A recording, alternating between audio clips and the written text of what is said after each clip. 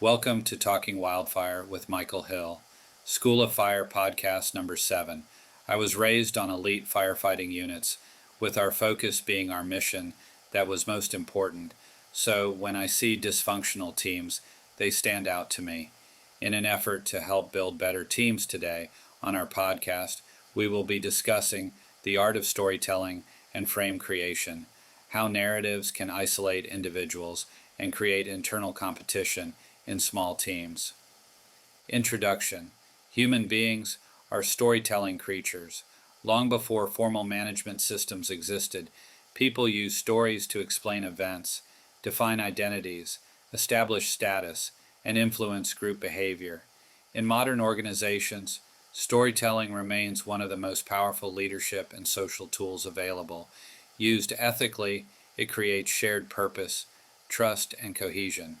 Used manipulatively, it can become a mechanism for division, isolation, and internal competition. One of the most subtle forms of workplace manipulation involves the creation of frames, narratives that shape how individuals perceive themselves, their colleagues, and their place within a team. These frames can gradually isolate individuals, encourage rivalry, and weaken collective cooperation.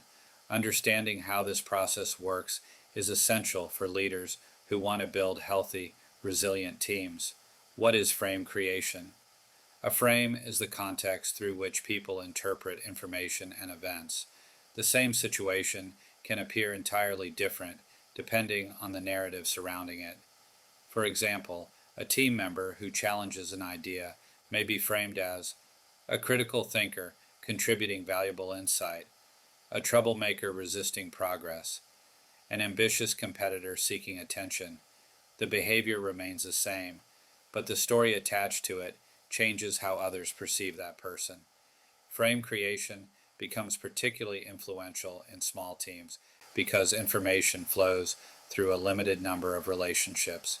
A single narrative can quickly become accepted as truth when it is repeated often enough by influential individuals. The mechanics of isolation.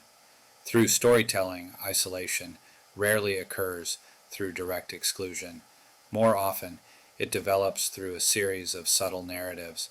A manager or influential team member may begin by creating distinctions between individuals. She's a star performer. He's difficult to work with. They're not really committed. Only a few people truly understand the mission. These statements establish categories and identities. Once established, team members begin interpreting future behavior through those labels. Over time, individuals become trapped within the narrative assigned to them. The isolated individual may find that their contributions are interpreted negatively. Their mistakes receive greater attention.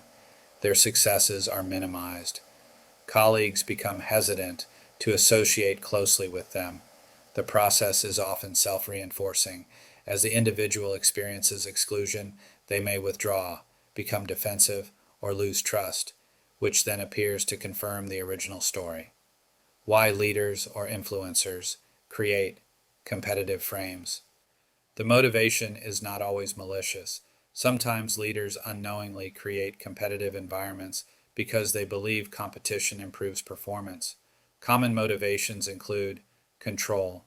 When team members compete against one another, they become less likely to form alliances that challenge authority. The leader remains the central source of validation, information, and opportunity. Scarcity. Some organizations promote the belief that recognition, promotion, influence, or rewards are limited resources. This scarcity mindset encourages employees to view colleagues as rivals rather than partners. Simplification. Complex human behavior is difficult to manage. Labels and narratives provide shortcuts. Instead of understanding each person individually, people rely on simplified stories. Personal insecurity. In some cases, leaders feel threatened by strong relationships among team members. Encouraging competition prevents the emergence of independent centers of influence. The human cost of isolation. While competition can produce short-term gains, sustained internal rivalry often damages team performance. The consequences include reduced trust. Trust is replaced by caution. Team members become reluctant to share information, ideas, or concerns. Knowledge hoarding. Individuals protect information because knowledge becomes a source of personal advantage rather than collective success. Increased stress. Constant comparison creates anxiety and insecurity. Team members focus on protecting their position rather than solving problems. Loss of innovation. Innovation requires psychological safety. People are less likely to take creative risks when they fear judgment or political consequences. Fragmentation. The team gradually breaks into informal factions, each operating according to its own interests and narratives. The role of storytelling in healthy leadership. Storytelling itself is not the problem. The issue is how narratives are used. Effective leaders use storytelling to create collective identity rather than individual separation. Healthy leadership narratives emphasize shared goals, mutual dependence, collective achievement, learning from mistakes, respect for diverse perspectives. Instead of telling stories about individual heroes and villains, strong leaders tell stories about how people succeed together. For example, rather than saying, John saved the project, a cohesive leader might say, the project succeeded because multiple people contributed different strengths at critical moments. This subtle difference reinforces collaboration rather than competition. How team cohesion prevents manipulative framing. Strong teams are less vulnerable to divisive narratives because members have direct relationships with one another. Several factors help prevent isolation. Open communication. When people communicate directly, stories can be verified against experience. Rumors and labels lose power. Psychological safety teams that encourage honest discussion can challenge narratives without fear of retaliation. Shared success metrics.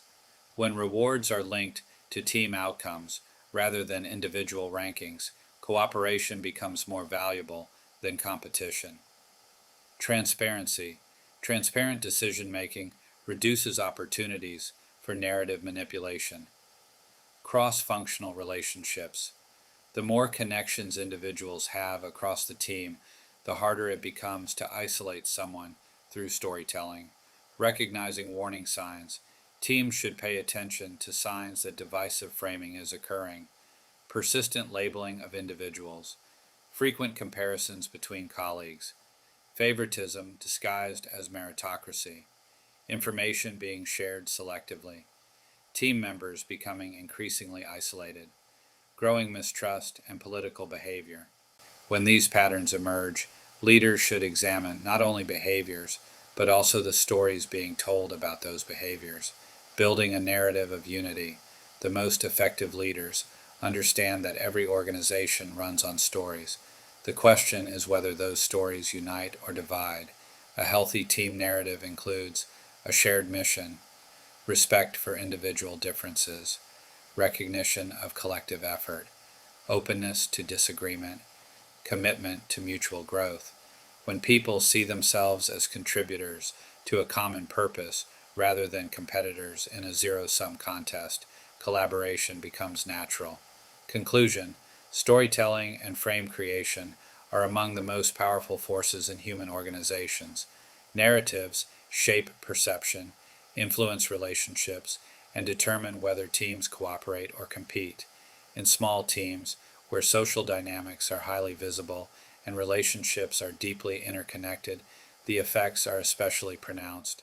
Manipulative framing can isolate individuals, create unnecessary competition, and weaken trust. By contrast, strong leadership uses storytelling to build shared identity, encourage transparency, and reinforce collective success. Ultimately, the difference between a fragmented team and a cohesive one often lies not in the people themselves, but in the stories they tell and the stories they choose to believe. If you have gotten anything out of today's School of Fire podcast, please share this with a friend or work colleague and leave a comment below. Be safe out there. We're doing this for all of you. If you like what we're doing, please give us a thumbs up, hit the subscribe button, and leave a comment below. See you next time.